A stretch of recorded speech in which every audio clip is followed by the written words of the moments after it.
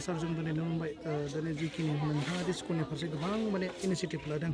आरो गोबां जों दहाय फिडबेक लानानै मिथिनो मोनबाय गोबां नोंथाङा बोसोरनैयावनो गोबां इनफ्रास्ट्राक्चार मावना होदों होनना बुङो सार बेनि उनाव मा बुङो दिनैनि जोङो दानि बावै जा बेखेवबाय बेथ' मोनसे गिदिर प्रजेक्ट जोंहा मानगोनां गिबि मन्थ्रिनि मोनसे सिमां बायदियै RIDF 29नि आन्दाराव जों बेवहाय फ्राय 7 कौटि सामथिं जों फैसा मोननो हाबाय बेनि गेजेरजों जोङो G+1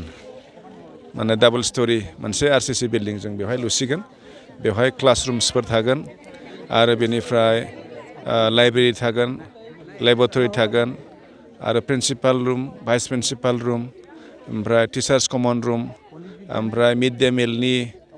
माने जाग्रा रुम किटचेन बायदि फेसिलिटि गोनां मोनसे जों बिल्डिं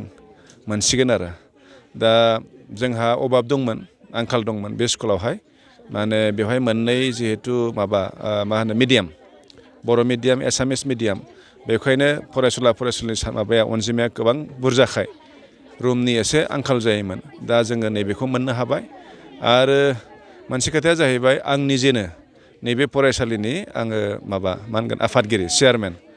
आरो आं बेहाय चेयारमेन जानायनि गुबै माबायानो जाहैबाय साफ्रोमबो MLA खौ गावबागाव मोनसे माने हाइ बा हायार सेकेन्डारि स्कुल सायख'ना लानो होदों जाहाथे बेखौ MLA गावनो नायनो हायो दा बे हिसाबै आंबो नैबे स्कुलखौ सायख'दों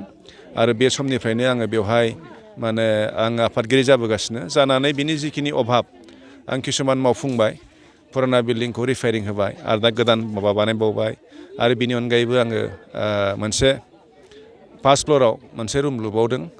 बेबायदि आं किसुमान खामानि बेवहाय मावबाय आरो दा जेसेबांखिनि अभाब दङ मोनसे मावलांबाय थादों दा नैबे जाबावबा जोंहा मथथे फ्राय बेवहाय माने जोंनि जि इनफ्रास्ट्राक्चार अभाब बे जोबसिगोन आरो बेजों लोगोसे गोबां माने जोङो दहाय खबर लानायावहाय टिचारफ्रा माने गोबां माने सारखौ फिडबेक होदों दि माने not only इनफ्रास्ट्राक्चार not only education बाट नोंथाङा पेरेन्टसफोरजों गोबां कन्टेक्टआव थायो होनना बुंदों फरायनाय थानाय बेलायाव मेट्रिकनि आनजाद समाव गोबां कन्टेक्टआव थानानै फरायनायाव गोबां माने उथ्रिसार जानो थाखाय बोलो होयो होनना बुंदों सार मा बुंगोन बेलायाव दायित्व मोननायनि उनावहाय जों सेस्था खालामदों आंल' नङा जोंहा मानगोनां प्रिन्सिपाल लोगोसे जायफोर जोंनि फोरोंगिरिफोर दङ आरो बेनिफ्राय जोंनि लकेलनि बारग' फोरोंगिरि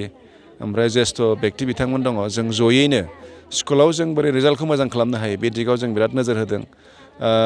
सिगाङाव जोंनि रिजाल्टआ खोब गाज्रिमोन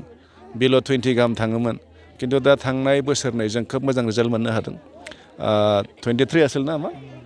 23आवथ' जोङो बेवहाय फ्राय 98% जों बेवहाय फार्स्ट पार्सेन्टेज मोननो हादों आरो बेनिफ्राय जवाबार फ्राय 86 थांबाय आरो थांनाय बाराव फ्राय 86% जों बेवहाय मोननो हादों नङाबा जों सरकारि स्कुल नायोब्ला फ्राय जों नुनो मोना माने अबेबा मोजां जायो खिन्थु जेरावनाखि साथ्र साथ्रिनि माबाया सुबुङा गोबां खम बेबायदि स्कुलावसो जायो आरो खिन्थु बेवहाय एसेबां फरायसुलि थासेयावबो जों बेवहाय माने 98% 86% जों जिहेतु कनजिकिउटिभ मोननै बोसोर रिजाल्ट मोननो हाबाय जों जथेस्थ' गोजोननाय मोनदों आरो उननि समफ्राव जोङो बिदि रिजाल्ट मोनबावनो थाखाय जोङो जोंनि कमिटि थरनिफ्राय जों जथेस्थ' नाजादों जोंनि फोरोंगुरुफ्रा खोब नाजादों बयबो ओनसोलनि रायजो राजाफ्राबो नाजागासिनो दं आरो माखासे टिचारफ्रा खुद बुंदों सार बिथाङा जानांगौ पलिटिकेल बाट इडुकेसनाव एंगाराखै गोबां गोसो होयो गोबां आरो स्कुलखौबो खबर लाफैबाय थायो जिखुनु मिटिं दावथिनाव सम होथारो होनना बुंदों बेनिफ्राय सार मा बुंनो सानो बेखौथ' आं मा होननानै बुंना लागोन जिखुनु जाया आंहा मोनसे दायित्व नालाय आरो जों दिनै MLA हिसाबै माथ्र' जोङो माने इनफ्रास्ट्राक्चारल' मावगोन बे नङा बेनि अनगायैबो जोङो ओनसोलनि शिक्षाखौ दावखोहोनाया जोंनि दायित्व थाहैबाय ओंखायनो बे स्कुलल' नङा समस्थियावनो थानाय गासैबो स्कुलफोरखौ नायनाया आं दायित्व आरो स्कुलल' नंला साइस्थ'आनो होन माबायानो होन जेखौबो नायनांगौ जायो ओंखायनो मोनसे नायलांगासिनो दङ दा बेनि गेजेरजों नों जुदि शिक्षाखौ जोङो मोजां खालामनो हायोब्ला निस्सय बेखौनो उदाहरन लानानै बेलेगफ्राबो निस्सय सोलोंगोन दा ओंखायनो बे दिगाव जों जेसेबां हायो 100% होनानै खामानि मावगासिनो दं आरो सारनि हमस्टियाव गोबां हिकिट मानसि फैबाय थादों सार गोबां स्टेट लेभेल APSC गोबां उथ्रिसारबाय थादों आरो नोंथाङा बे जेब्लायबो एडभान्स नुजाहैग्रोयो बरायग्रो बेनि बेलायाव सार मा बुंनो सानो खोब गोजोनदों जोङो थांनाय बे बोसोरनैया APSCआव खोब मोजां रिजाल्ट मोनदों जोङो थांनाय बोसोराव जोङो 7 मोनदों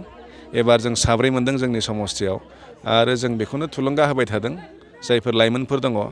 गोसो हो बयबो हागोन आरो जोंनिफ्राय माबाफोर सुबिदा नांगौब्ला जोंबो होगोन बे खोथाखौ जों बुंदों आरो